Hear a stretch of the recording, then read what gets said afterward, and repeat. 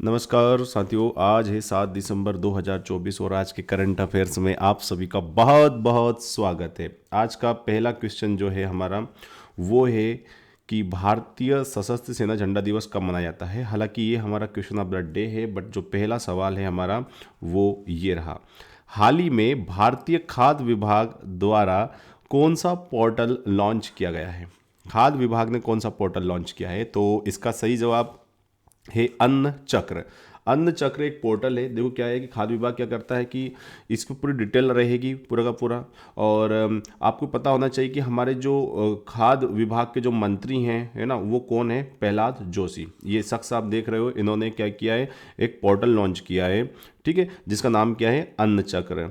अब देखो ये क्या करेगा, जैसे कि मतलब ये जितने भी अपनी पीडीएस की शॉप होती है, पीडीएस का मतलब क्या होता है, पब्लिक डिस्ट्रीब्यूशन सिस्टम जो होता है, जैसे कि मतलब अपनी जो हम बोल सकते हैं सोसाइटी वगैरह होती है जहाँ से अपने को अन्न वगैरह मिलता है, इन सबको ऑप्टिमाइज करना, इन सब के ऊपर ऐसा रेगुलरली मॉनिटर करना, ये सारी चीज़ें जो होंगी वो अन्न चक्र पोर्टल पर दर्ज की जाएंगी। आज का दूसरा सवाल है, हाल ही में किस भारतीय एयरलाइन को सबसे खराब रेटिंग प्राप्त हुई है। देखो अभी क्या है कि भारत में सबसे खराब रेटिंग प्राप्त करने वाली जो एजेंसी है, मतलब एयरलाइन है, वो है इंडिगो, ठीक है। और लगभग 109 देशों की एयरलाइन को इसमें शामिल किया गया था। 109 एयरलाइन में से 103वें नंबर पर इंडिगो को रखा गया है। 109 एयरलाइंस थी, उनमें से इंडिगो 103 पर। और मतलब जितनी भी सर्विस वगैरह होती है उनमें सबसे बहुत ही लो स्कोर मिला है किसको, इंडिगो कंपनी को, ठीक है। आज का तीसरा सवाल जो है वो है, भारतीय सशस्त्र सेना झंडा दिवस कब मनाया जाता है। तो आज है 7 दिसंबर और आज ही के दिन हर साल भारतीय सशस्त्र सेना दिवस का जो झंडा दिवस होता है वो मनाया जाता है, ठीक है। अब देखो यहाँ से आपको एक सवाल कमेंट करके बताना है कि जो हमारे थल सेना के अध्यक्ष हैं उनका क्या नाम है। थल सेना के अध्यक्ष का नाम बताइएगा। चलिए आज का चौथा सवाल है, हाल ही में सुनीत मेहता को कहाँ का उच्चायुक्त नियुक्त किया गया है, इनको एम्बेसडर बनाया गया है। और इसका सही जवाब जो है वो पता है आपको, क्या है, फिजी। फिजी जो है ये सही जवाब होगा। अब देखो यहाँ पर उसे दो सवाल और बना सकते हैं हम लोग। जो फिजी है उसकी जो कैपिटल है वो है सुवा फिजी की कैपिटल है। और एक दूसरा सवाल जो बनता है वो बनता है करेंसी से। तो फिजी की जो करेंसी है वहाँ पर फिजियन डॉलर चलता है, ये बात याद रखिएगा। फिजियन डॉलर जो है वहाँ की करेंसी है, ठीक है। अब देखो क्या ये फिजी है कहाँ, तो देखो ये जो ऑस्ट्रेलिया और ये प्रशांत महासागर का पूरा एरिया आप देख रहे हो ना, ये ना पैसिफिक ओशन होता है इधर, इधर ये ऑस्ट्रेलिया होता है। इसको सम्मिलित रूप से ओशनिया कहा जाता है। ये पूरा का पूरा ओशनिया होता है।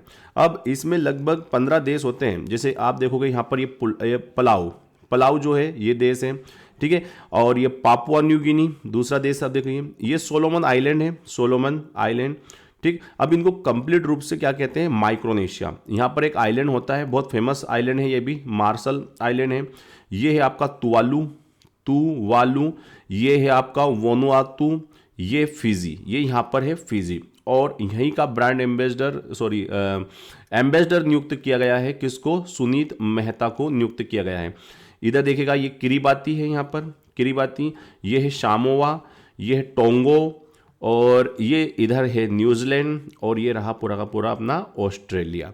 तो यहाँ से दो सवाल बना सकते हैं हम लोग कि ये जो ऑस्ट्रेलिया है ना, इसे ट्रॉपिक ऑफ कैप्रिकॉर्न पास होती है। ये ट्रॉपिक ऑफ कैप्रिकॉर्न जो होती है ये ऑस्ट्रेलिया से पास होती है, और ऐसे जाते जाती है ये टोंगो से भी पास होती है पूरी की पूरी। 23.5 डिग्री उत्तरी अक्षांश रेखा है, याद रखिएगा ये, ठीक है। तो ये पूरा सम्मिलित रूप से क्या कहलाता है, माइक्रोनेशिया कहलाता है, याद कीजिएगा, सॉरी ओशनिया कहलाता है ये। और ओशनिया को 3 पार्ट में डिवाइड करते हैं। एक तो होता है माइक्रोनेशिया, तो ये ऊपर वाला माइक्रोनेशिया होता है, ये वाला पूरा पार्ट पूरा का पूरा, ठीक है। और ये पूरा का पूरा माइक्रोनेशिया है, याद रखिएगा, ये ऊपर वाला, ये जैसे देश है ना। अब देखो एक सवाल और बन सकता है यहाँ से, क्या बन सकता है कि ये जो पापुआ न्यू गिनी है ना, ये इंडोनेशिया से जुड़ा रहता है। इधर इधर ये पूरा इंडोनेशिया होता है। इसका मतलब ये हुआ कि ये जो पापुआ न्यू गिनी है वो एशिया को ऑस्ट्रेलिया महाद्वीप से अलग करता है। चलिए आज का अपन अगला सवाल देखते हैं जो कि 5वां है, हाल ही में किस देश को है ना, किस देश को एशिया प्रशांत 2024 के लिए ISS गुड प्रैक्टिस अवार्ड दिया गया? और इसका जवाब तो भारत ही होने वाला है। ठीक है, तो गुड प्रैक्टिस अवार्ड दिया गया है, याद रखिएगा भारत को। ज़्यादा कुछ है नहीं सवाल में, कुछ डिटेल में जाने वाली कुछ बातें है नहीं, टू द पॉइंट सवाल है ये। तो अभी चल रहा है भाई साहब छठा सवाल की ओर चलते हैं। 30वां कोलकाता अंतर्राष्ट्रीय फिल्म फेस्टिवल, ये कोलकाता में आयोजित किया जाता है, अभी वर्तमान में 30वें नंबर का है। और इस मतलब किस देश को थीम देश बनाया गया है? कौन सा देश है थीम देश बनाया गया है? और इसका सही जवाब रहेगा फ्रांस। फ्रांस को इस बार थीम देश इसके रूप में चुना गया है। और 4 से लेकर 11 दिसंबर तक का ये पूरा फेस्टिवल रहेगा। इसमें आगे हम देखेंगे कौन सी बेस्ट फिल्म का किसको चुना गया है ना, वो सब क्वेश्चन हमको बाद में मिलने वाले हैं। याद रखिएगा कौन से नंबर का है? 13 नंबर का है इस बार, 13 नहीं 30 नंबर का, सॉरी 30वें नंबर का। आज का 7वां सवाल है, हाल ही में वज्र प्रहार संयुक्त अभ्यास किन 2 देशों के बीच में हुआ था? तो एक तो भारत तो है ही सही इसमें, और भारत के साथ साथ जो एक देश और था वो था अमेरिका। तो भारत और अमेरिका के बीच में वज्र प्रहार, क्योंकि ये सवाल बहुत महत्वपूर्ण है, वज्र प्रहार भारत और अमेरिका के बीच में हुआ है, भूलिएगा मत इस बात को। ठीक है, आज का 8वां सवाल, हाल ही में किसे गौतम पुरस्कार 2024 दिया गया है? और यहाँ पर 4 ऑप्शन हैं, है ना, जैसे कि ये 23 का मिला था इनको ये 22 का मिला था, 21 का मिला था। बट जो आपको ये महिला जो आपके स्क्रीन पर आप देख रहे हो ना, ये खूबसूरत सी जो महिला देख रहे हो आप, ये है एंजेलिना जोली। और इस बार का गौतम पुरस्कार जो होता है ये इनको दिया गया है, एंजेलिना जोली को दिया गया है। हॉलीवुड की एक्ट्रेस है, बहुत ही खूबसूरत एक्ट्रेस है ये। ठीक, आज का 9वां सवाल, गणतंत्र दिवस 2025 आयोजित होगा हमारे यहाँ पर, हर साल होता है भाई साहब, वी आर रिपब्लिक नेशन। ठीक है, तो हम क्या करते हैं, किसी ना किसी देश के किसी व्यक्ति को मुख्य अतिथि के तौर पर आमंत्रित करते हैं। और इस बार हमारे यहाँ पर आने वाले कौन है? प्रबोवा सुबियांतो। क्या जी, बिल्कुल बिल्कुल आपने सही सुना, प्रबोवा सुबियांतो कौन है? इंडोनेशिया के राष्ट्रपति है। ठीक है, अब बात निकली है इंडोनेशिया की, तो इंडोनेशिया की कैपिटल सबको पता है ना, क्या है? क्या है इंडोनेशिया की कैपिटल? जकार्ता। ठीक है, और वहां पर इंडोनेशिया रुपया चलता है, इंडोनेशिया रुपया जो है वहां की करेंसी है। और प्रेसिडेंट कौन है? प्रबोवा सुबियांतो। हालांकि ये अक्टूबर में ही बने हुए हैं, याद रखिएगा इस बात को भूलना नहीं। और आज का अंतिम सवाल ये रहा आपकी मोबाइल स्क्रीन पर, निम्न में से किस देश ने चीन के साथ बेल्ट एंड रोड परियोजना को पुनर्जीवित करने के लिए समझौता किया है? चाइना का ड्रीम प्रोजेक्ट है, चाइना का ये ड्रीम प्रोजेक्ट है, जो 2017 से क्या पड़ा हुआ है भाई साहब? सुसुप्त अवस्था में पड़ा हुआ है 2017 से।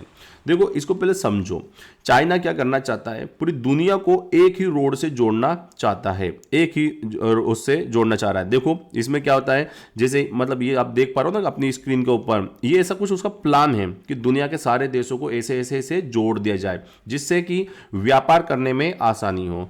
तो भारत तो क्या कर रहा है? इसका विरोध कर रहा है। लेकिन जो नेपाल है, नेपाल ने बोला कि भाई साहब हम आप में इंटरेस्ट ले रहे हैं, हम आपको सपोर्ट करेंगे। तो नेपाल ने क्या किया है? समझौता किया है चाइना के साथ। और आप स्क्रीन पर देख रहे हो, पहले के जमाने में ऐसा एक रोड हुआ करता था, बहुत प्राचीन भारत की बात बता रहा हूं, और इसी रोड को सिल्क रोड कहा जाता था, सिल्क रूट, जिसको हिंदी में रेशम मार्ग कहते थे। तो चाइना अपना रेशम बेचता था उस टाइम पर, ऐसा पूरे दुनिया में यूरोप के देशों में तक अपना ये सा रास्ता हुआ करता था। आपको पता है भारत का एक राजा था कनिष्क, और कनिष्क पहला राजा था जिसने सिल्क रूट पर कब्जा किया था। ठीक है, पान चाओ करके एक शासक हुआ करता था चाइना का उस टाइम पर। एक बार पान चाओ ने हराया था कनिष्क को, और दूसरी बार हमारे कनिष्क ने पान चाओ को बहुत कर्रे तरीके से कूटा था, और इतना कर्रा कूटा उसको कि उसका जो सिल्क रूट था उस पर भी कब्जा कर लिया था कनिष्क ने। ठीक है, तो उसी सिल्क रूट की तर्ज पर इस बार चाइना क्या बनाना चाह रहा है? बहुत दिनों से one belt one road initiative लेकर आया हुआ है।